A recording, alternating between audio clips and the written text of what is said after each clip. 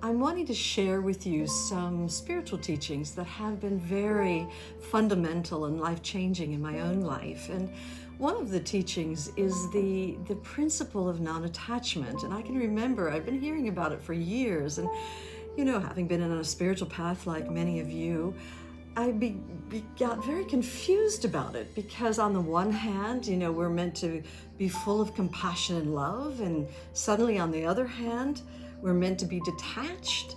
And it felt like a very cold way of approaching life, as if we don't care. And then I began to learn that there's a big difference, a quantum difference between detachment and feeling unmoved in life and being utterly unattached to the material or the way things should be.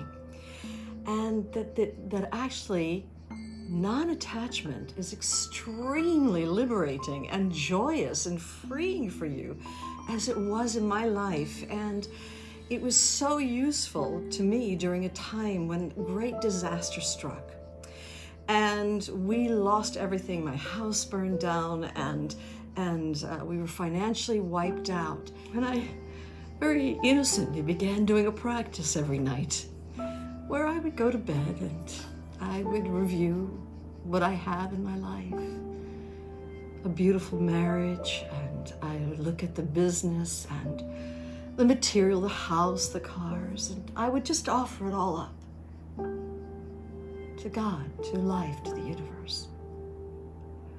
And every morning I would get up, and the first thing I would do is get down on my knees and thank God, thank life, that for one more day I had these priceless gifts in my life. Now, a remarkable thing started to happen over that next year. I found that not only did I have a great and deep appreciation for all the material and the beautiful friendships and the love I had in my life, but I developed a very light relationship to it, knowing that it would be offered up every night.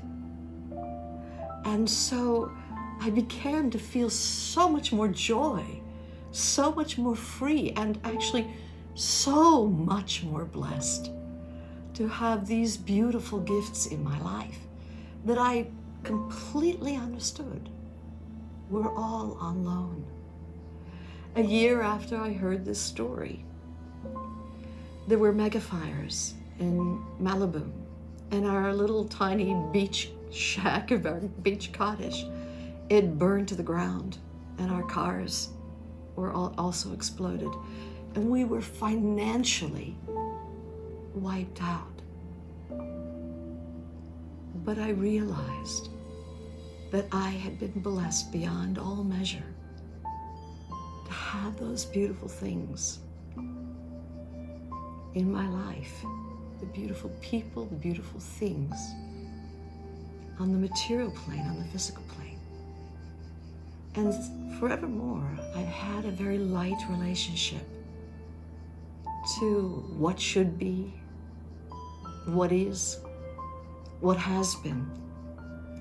And during this time of COVID, I feel like it's an invitation to all of us.